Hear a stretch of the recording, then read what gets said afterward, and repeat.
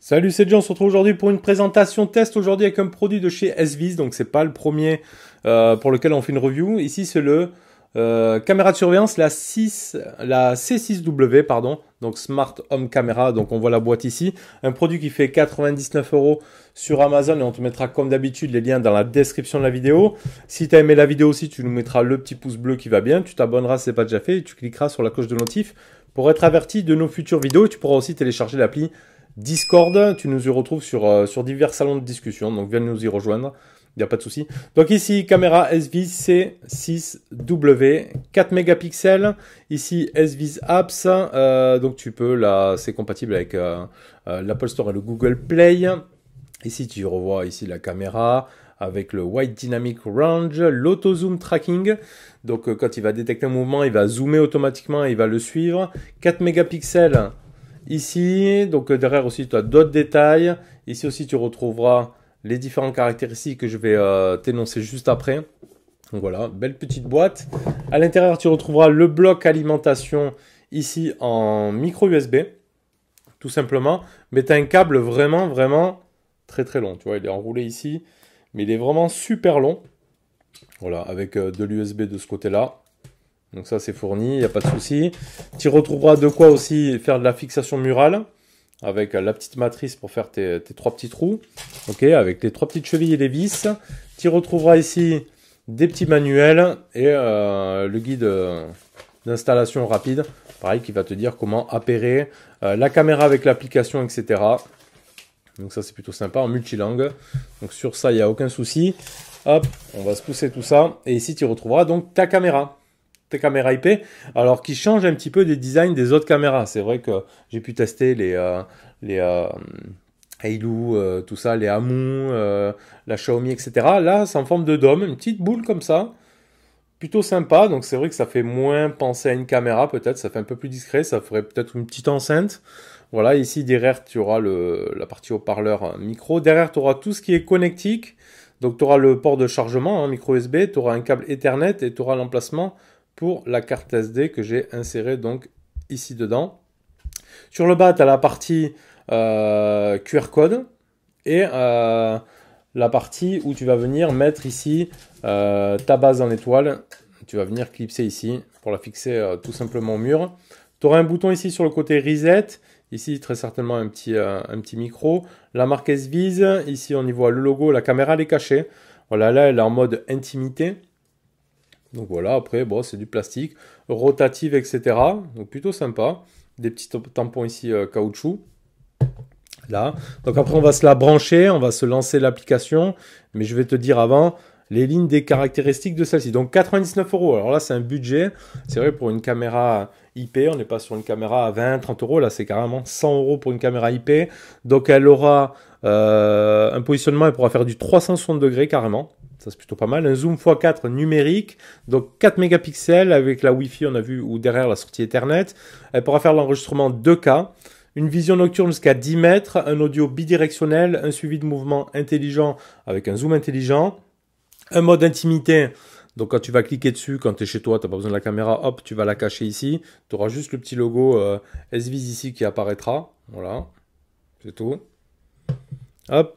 Une possibilité d'enregistrer donc soit sur ta carte SD, soit sur le cloud, ou soit via un NVR que SViz aussi vendent, des NVR de chez SViz. SD jusqu'à 256 Go. La compression vidéo en H265 compatible avec Alexa et ça fait 710 grammes comme petite caméra, donc c'est pas super lourd. Je te propose c'est que je la branche, on voit un petit peu sur l'application comment ça se passe. Voilà, la caméra est branchée. On y voit ici un petit halo lumineux en dessous. Tu vois, hop. Qui t'indiquera après quand elle détecte le réseau, quand elle sera connectée. Donc tu as un petit, comme une petite lettre de notification, on va dire. Donc ici, on va ouvrir l'application ici, SViz sur ton téléphone. Bon, moi je l'ai déjà appairé. Tu créeras un compte si tu n'as pas déjà de compte chez SViz. Tu crées un compte tout simplement. Hop. Donc là, elle est en mode cache intelligent activé. Donc là, si je désactive, hop, automatiquement, tu vois, la caméra elle sort. Pour laisser apparaître ici sur le bleu. Et là, on est en mode bleu. Tu vois, la petite LED autour. Hop, attends, je coupe le son parce qu'on me voit en même temps. Donc là, c'est en bleu, ça veut dire que c'est connecté. Donc plutôt pas mal. Ok. Donc là, ici, après, tu te retrouves donc sur l'application. Donc quand tu l'ouvres, ça se passe comme ceci directement. Donc là, ici, tu as l'accès mode salon. Donc si tu l'ouvres, ça va te charger. Donc tu me vois ici, hop, en train de filmer. Alors, le temps que ça se charge. D'habitude, elle ne traîne pas comme ça. Donc sur la partie gauche ici, tu auras ton espace client à toi. Pour garantir la sécurité, il est recommandé d'activer la vérification. Non, c'est bon. Ici, tu auras ton profil, ton album, les paramètres généraux. C'est-à-dire que tu vas mettre la langue, les alertes par mail, la mise à niveau automatique ou pas. La partie Wi-Fi et tout ça. Famille invitée, le cloud paye. Bon, après, le play cloud. Si tu veux payer, sinon tu mettras que ta carte SD. Mon album ici, si tu as fait des captures d'écran, etc. Sur la partie droite ici, tu auras le style de la disposition. Simplement, en mode développé, condensé ou liste. Ça, c'est bon. Le petit plus, c'est pour rajouter un autre appareil. Et tu vois, ils en ont pas mal, des ampoules intelligentes, etc.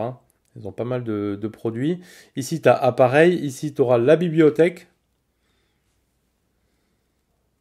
Et au milieu, ici, c'est le mode et routine. Donc, tous vos appareils sont désarmés. OK. Ajoutez une routine de service et d'emplacement. OK. Donc là, ici, je repars dans... Hop. Je clique sur l'image directement. Je repars directement dans ma caméra.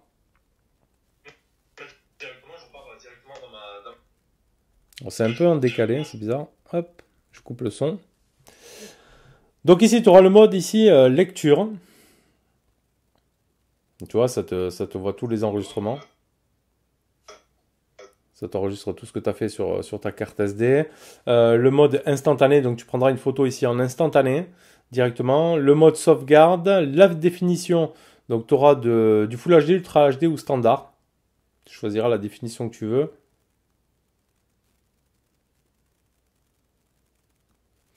Donc, tu vois, ce sera peut-être plus fluide ici comme ça. Ou alors tu mettras Ultra HD si tu préfères. Ok. La motorisation, donc tu l'as compris ici, ça va être... Attends qu'elle se reconnecte. Ça va être la molette ici pour pouvoir naviguer directement sur la caméra. Alors là, je suis à côté, il n'y a pas trop de latence, mais après, c'est toujours pareil un petit peu avec les caméras IP. Vaut mieux peut-être les mettre carrément sur les câbles, sur les sorties Ethernet. C'est toujours plus rapide. Ici, tu peux faire une photo à 360. Donc, prendre une photo 360. On va se faire le test.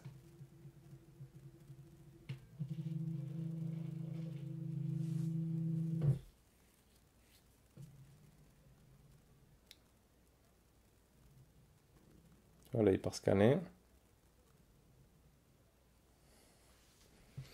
Il faut un petit temps de traitement. Donc, il part d'un côté et il va aller de l'autre.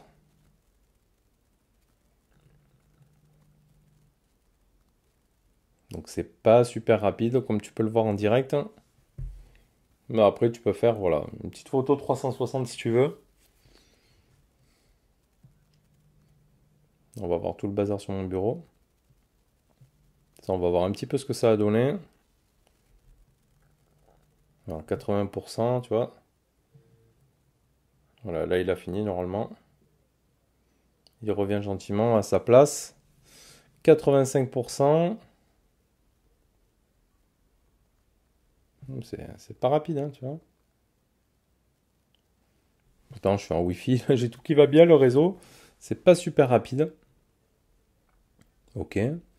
Donc, il a été me la mettre où?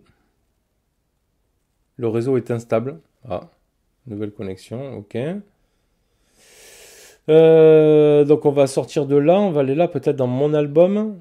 Non, il n'y a rien. Alors il est parti nous mettre ça où? Il est parti nous mettre ça où? Si on va dans bibliothèque, hein, la bibliothèque est vide. Ah, pareil, je reclique là, je vais couper le son. Si je vais dans lecture,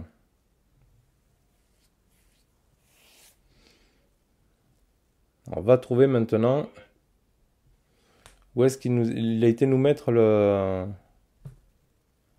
la photo. Bon, ben, bonne question. Écoute. Ensuite, tu auras le suivi automatique et zoom automatique.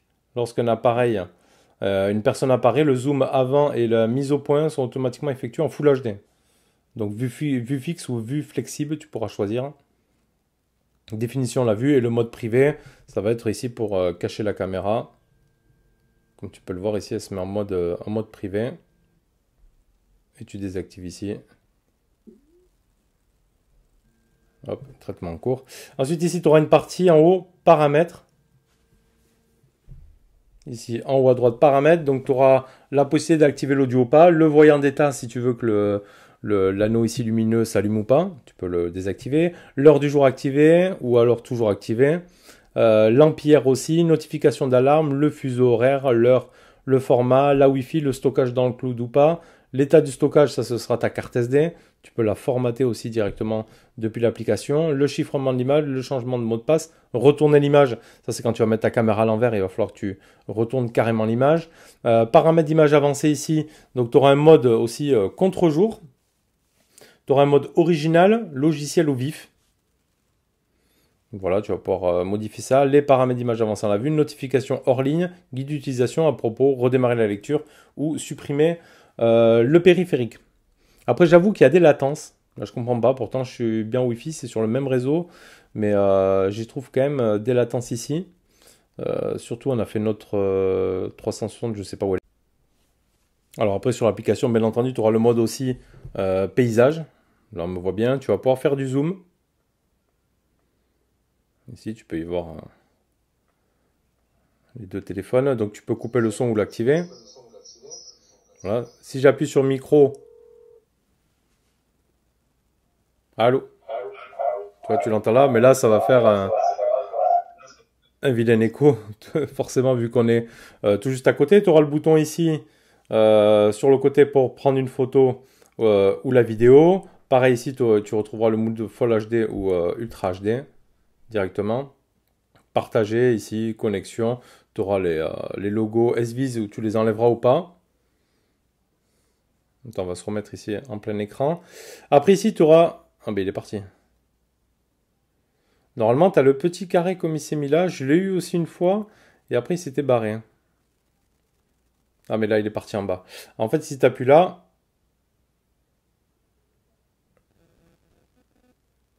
Normalement, tu pouvais switcher, en fait, voir la scène en plein écran sur la petite image ou inversement. Mais tu vois, des fois, elle disparaît. Donc j'ai l'impression qu'il y a aussi un bug de l'application, je sais pas. Parce que des fois je l'ai, des fois je l'ai pas. J'appuie pas sur un bouton en plus forcément pour qu'elle apparaisse. Tu vois, des fois ça apparaît pas. Donc je sais pas, mais tu avais ce petit rectangle qui te donnait la position soit sur l'image du téléphone, sur le grand écran, tu voyais le plein écran par exemple de ton salon, et après sur le petit cadran le zoom, ou tu pouvais faire l'inverse, avoir le zoom sur le grand écran et le mode plein écran on va dire sur le petit rectangle ici qui était mis en format PIP, hein, image sur image. Mais des fois il apparaît, des fois il disparaît. Donc je comprends pas. Donc je sais pas si c'est un bug ou pas. Ce qu'on va faire, c'est que je vais la mettre dans le salon. Voilà, on va faire quelques prises de nuit, voir la détection de mouvement, comment ça réagit, etc. Je te colle ça comme ça, tout ça, en fin de vidéo. Après, pour ma part, je trouve quand même assez cher, hein, 99 €. Bon, c'est une marque connue, reconnue, SViz. Je dis pas que c'est pas un bon produit, mais bon, là on voit, là on dirait quelques petits bugs, etc. C'est pas du méga fluide alors que tout est à côté. J'ai la Wi-Fi à côté, les appareils sont connectés à côté, etc. Après 99 €, je trouve ça excessif pour ce type de caméra. Après, c'est vrai qu'on a une conception aussi toute plastique. Voilà, on n'est pas sur du produit très très haut de gamme en termes de conception, etc. Donc oui, on peut filmer en 2K, etc. Mais bon, je trouve le prix un petit peu excessif sur cette SViz C6W, même si ça a l'air de bien fonctionner. On va la mettre en situation, hein, je vais la mettre au salon, on va voir en pleine nuit ce que ça donne, je vais faire des enregistrements, etc. Je te colle tout ça en fin de vidéo. N'hésite pas à nous faire tes retours, peut-être acheter cette caméra aussi, SViz. Dis-moi un peu tes retours d'utilisation. J'en ai essayé d'autres moins chers de la marque qui marchaient tout aussi bien. Donc voilà.